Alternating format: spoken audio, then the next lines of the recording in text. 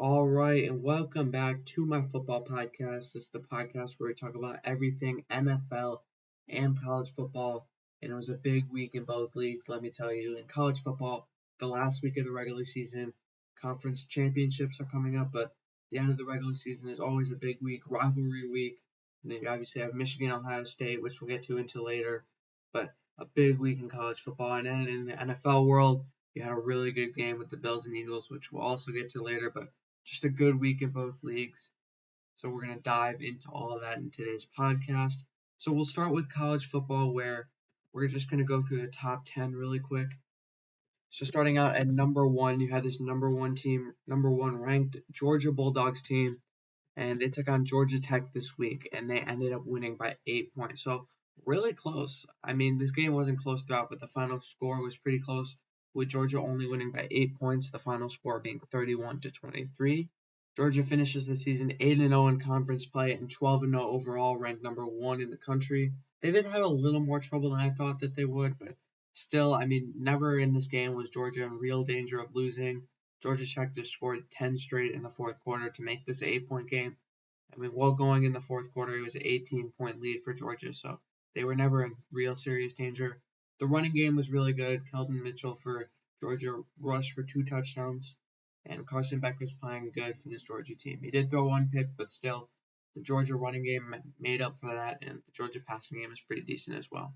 Next, we move on to the number two team in the country. It changed this week. It is now this Michigan Wolverines team. They played Penn State at home. They've beaten Penn State for the last 2 times, and they beat them again to get their third straight win in this rivalry. With Jim Harbaugh out for this game again, he was out for the rest of the regular season. He'll be back for the Big Ten championship game now. But this Michigan Wolverines team running game was on fire. They were able to wear out this Ohio State team, and they ended up taking the win 30-24. A really good, solid win for this Wolverines team. JJ McCarthy played fantastic. Blake Corum, this running game was on fire. They were, like I said, they were just getting through all the holes and were able to wear down this Ohio State team. Kyle McCord, I didn't think played bad, but I thought the 2 interceptions really let him down in this game. I didn't think they were getting the ball enough to Marvin Harrison Jr. as well. This was a close game throughout, and Michigan did get a small lead going into the fourth quarter, and they were able to hold on to that lead to win this game. Ohio State did get the ball back with about a minute left at their own 25, but ended up throwing a late interception for Michigan to seal the deal and win this game. Michigan will take on Iowa in the Big Ten championship game, so we'll see them there for sure. Next, at number 3 in the nation, we have this Washington Huskies team. And they had a little bit of trouble, a lot more than I thought that they would with this Washington State team. This game was tied going into halftime, 14-14. Washington took the lead late in the third quarter to make it a 21-14 game. Washington State responded and ended up taking the lead, and the game was tied with about a minute left, and then Washington went down the field and kicked a 42-yard game-winning field goal to take the win. They had a lot more trouble than I thought. This defense really worries me for this Washington team. I'm not set on this defense. I don't think they'll be able to stop a Georgia offense or a Michigan offense. They had some trouble. Their offense looked decent, not great, but we'll see when they play Oregon next week in the Pac-12 championship. They just squeezed away with this win, but I don't know if they can squeeze away with another win against Oregon, but we'll see. They did play decent, not at the expectations I was hoping that they'd play at, but still a decent win for them. Next is number 4, Florida State, and without Jordan Travis, this Florida State team struggled, and they struggled a lot. They were down 12-7 versus Florida at halftime, so they were losing by 5 points at the half. They ended up coming back and scoring 14 points, outscoring Florida by 14 points, and ended up getting the win 24-15. So a decent win for this team, but still, without Jordan Travis, this team struggled, and they struggled a lot. Tate Rodemaker only threw 25 passes, completed 12 of them, 0 touchdowns, and only threw for 134 yards. So it was definitely not a great showing for this Florida team. Their defense did play pretty decent, but the offense really struggled in this game. We'll see. They play Louisville in the ACC championship, next Saturday, so we'll see them then. But still, they did look pretty unsettled without Jordan Travis on the field. Next is the number 5 team in the country in the Oregon Ducks with 1 loss. And they played Oregon State this week, and they absolutely blew them out the water. Bo Nix played fantastic, threw for 4 touchdowns in this game, and the offense is just rolling for this Oregon team. And I have some questions about this Washington team, and Oregon plays Washington next week, so I have a feeling this is going to be an upset, and Oregon is going to win this game. But still, Oregon played fantastic in this game. Their defense was on fire. Their offense was firing. Everything was working well for them, and they won by 24 points in this game. So a good win for this Oregon team against a really good Oregon State team, I'd say.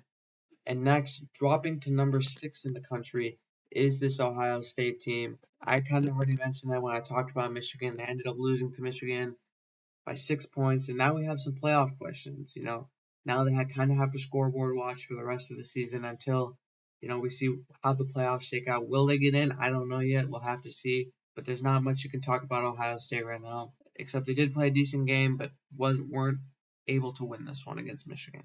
And next, at number 7 in the country, is this Texas Longhorns team.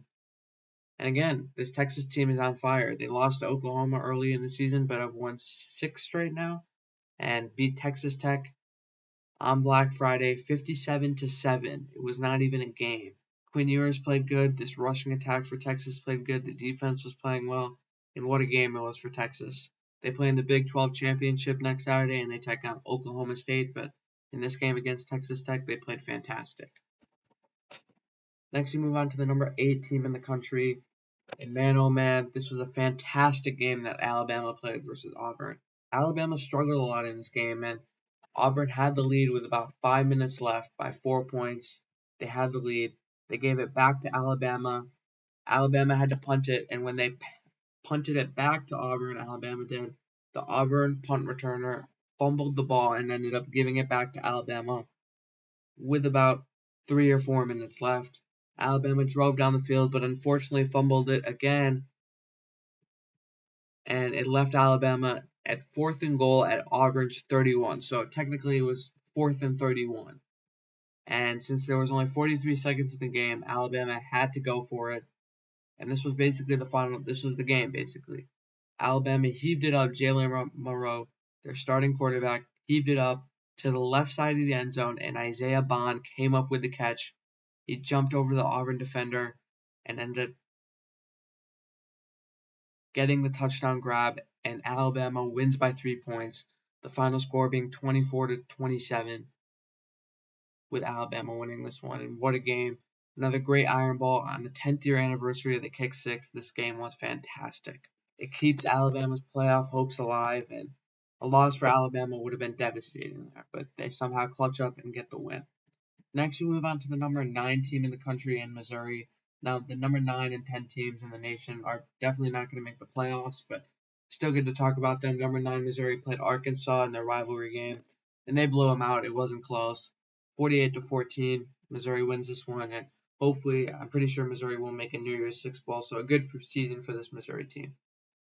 And next, Louisville at number 10. They played Kentucky this week, and they actually ended up losing by 7 points. A good win for this Kentucky team and a bad loss for this Louisville team. I'm still sure they'll make it to a New Year's Six bowl, but they're still going to play in the ACC championship next week against Florida State. That'll be a good game to watch. Florida State's got to keep their playoff hopes alive against a Louisville team who hasn't been playing very good. Both these teams have a lot to prove, and Louisville ended up losing this week, but hopefully they can bounce back in the ACC championship game and make it close versus Florida State. So that's it for my college football recap. Next, we're moving on to the NFL, but a great week in college football, a lot of good games coming up, and let's move over to the NFL. So it was Thanksgiving this week, so obviously you had 3 games on Thanksgiving in the NFL on Thursday. The first one, the early game, being this Packers versus Lions game, probably the best game of the day. Jared Goff coming in 8-2 versus this Packers team that has been going on a little bit of a streak, and the Packers continued that streak in this game. They came out hot and were able to score, I think, 17 or 20 in the first quarter, actually, and this Lions team just looked shocked, to be honest with you. Jared Goff was having some trouble with the ball. He wasn't able to get it out as quick, and he had a couple fumbles and had 3 sacks in this game. The Lions got it going a little bit later, but it wasn't enough, and the Packers ended up winning this game 29-22. But Jordan Love's performance in this game was fantastic. He threw for 300 plus yards, 298, but did throw 3 touchdowns, 0 interceptions, and got sacked 0 times. This running game was good as well. A.J. Dillon rushed for 43 yards. And this Packers team is young, and they're dangerous for sure. Christian Watson, Jalen Reed, they all look good as receivers, and Jordan Love looks good too. So they're on a hot streak right now. And for the Lions, it wasn't a bad loss, but I hope they can come back and are able to win their next game, which is against the New Orleans Saints. So good win for this Packers team. Not a bad loss for this Lions team, but the Packers came out hot and they won this game by 7 points, 29-22. The next game was the middle game on Thanksgiving Day. This one always includes the Cowboys, and it was the Cowboys versus the Commanders on Thanksgiving Day. And this game was a game for a little bit, but after halftime, it wasn't really close. Cowboys ended up winning this game in a blowout, 45-10. Cowboys scored 25 points in the fourth quarter.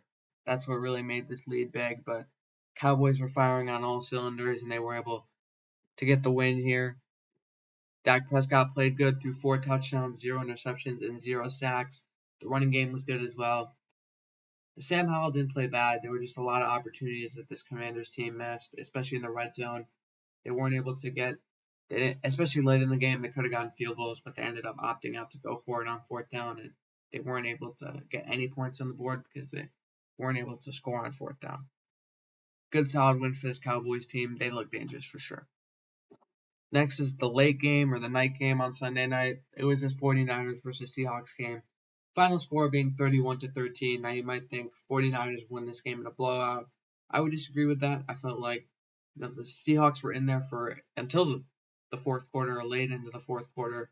Seahawks were only down, I think, 8 or 7 going into the fourth quarter, but then 49ers were able to score another touchdown and win this game pretty big. Of course, Brock Purdy looked fantastic. He threw 209 yards. Didn't have an interception in this game, but came back with a touchdown as well. So a good win for this 49ers team. They look pretty solid. Thanksgiving slate wasn't great this year. Not a lot of, good teams going against good teams, kind of good teams going against mediocre teams, but hopefully it'll be better next year. But this year we actually did have a game on Friday after Thanksgiving on Black Friday. It was the Amazon Prime exclusive game, and it was the Dolphins versus Jets. And this game was boring, to be honest with you. Zach Wilson was benched for the Jets, and they had to put in Tim Boyle as their starter. So it was Tim Boyle versus Tua Tagovailoa, and Tua won this one 34-13. Dolphins got the win here. The most exciting play out of this game was definitely the last play of the first half when Tim Boyle shot up a Hail Mary, and the Dolphins cornerback ended up intercepting it and running it back for a touchdown. The Hail Mary ended up backfiring on the Jets, and Dolphins score 7. But Dolphins were in control of this game most of the game. After halftime, this game was not a game anymore, and the Dolphins moved to 8-3. Next, we moved to Sunday's games, and there were a good amount of games on Sunday, some decent ones as well, especially some late in the afternoon. But we'll start out with the 12 o'clock games, where the first one was this Jaguars-Texans game, and what a game this was. You had C.J. Stroud going against Trevor Lawrence, and I still think C.J. Stroud performed pretty well. I thought the only downside to his performance was, sometimes he tries to scramble around too much and doesn't get rid of the ball, and it creates for some dangerous throws, and those were definitely showing. He didn't have any picks in this game, but still a lot of dangerous throws, but he still played really well. Was able to get the ball out and was able to get it on target to his receivers. The offense was rolling. The Jaguars took a 10-point lead, and the Texans tried to come back, and the Texans tried to hit a game-winning field goal from, I'm pretty sure it's 58 yards out, and they ended up hitting the crossbar. Matt Amendola, the Texans kicker, went 0 for 5 on kicks this game, so I think that was a big part of the reason this Texans team ended up losing. The final score was 24-21, a good win for this Jaguars team, and they improved to 8-3 as well. Next is this Buccaneers versus Colts game. The final score of this game ended up being 27-20. It was a good win for this Colts team. They improved to 6-5. Baker Mayfield, the Buccaneers quarterback, had a chance to win this game with 1:36 left, but ended up getting stripped and lost the ball. and the Colts went on to win this game. Gardner Minshew has been playing good for this Colts team ever since Anthony Richardson has been out with an ACL tear. They've won 3 straight so far and are in a playoff spot right now, which is surprising. We'll see if that continues, but a good win for this Colts team. Next, we move on to a matchup of rookie quarterbacks. You had the Panthers versus Titans, Will Levis versus Bryce Young, and the Titans were able to get this job done with Will Levis.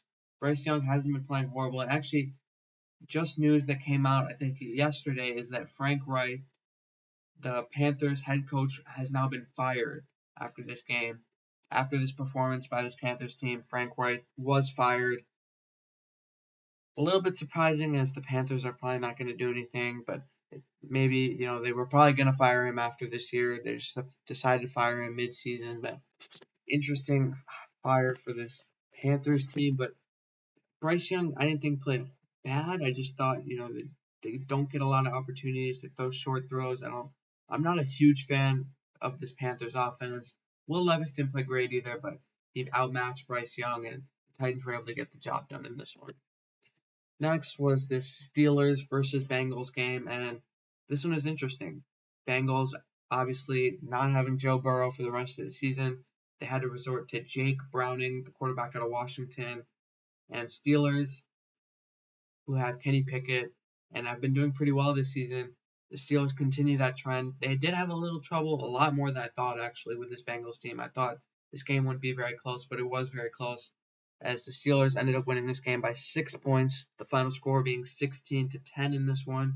So a good win for the Steelers team and for this Bengals team. Hopefully they can, do something, maybe try and get in the playoff spot, but it's not very likely as they lost Joe Burrow for the season. Next, it was the Saints versus Falcons game, and this was the winner of this game actually took first place in the NFC South, and the Falcons were able to get that done. I felt like they used Bijan Robinson, the number 8th overall pick from Texas, their running back, the Falcons, a lot more in this game. They were able to get him some more opportunities, and Desmond Ridder played pretty well as well. Derek Carr didn't play bad. I just thought the opportunities weren't there for him. The Falcons were able to get this win, and both these teams at 5-6, so none having a winning record, but the Falcons are actually first place in the NFC South right now at 5-6, so congratulations to them. And the last game at 12 o'clock that happened was this Patriots versus Giants game. And as a Patriots fan, I am done with this team. Again, they took Mac Jones out halfway through the game again. This is like the 4th or 5th time this season that they've had to take him out midway through the game. And they put Bailey Zappi in for the rest of the game. Bailey Zappi didn't play bad, but, as he comes in halfway through the game, he's not, warmed up or anything. So it took him a while to get somewhere. But the Patriots finally got it into field goal range with like 30 or 40 seconds left, and they were kicking a field goal to tie this game at 10 to send it to overtime. But Chad Ryland, a New England kicker, ended up missing a 35-yard field goal and ended up losing this game 10-7.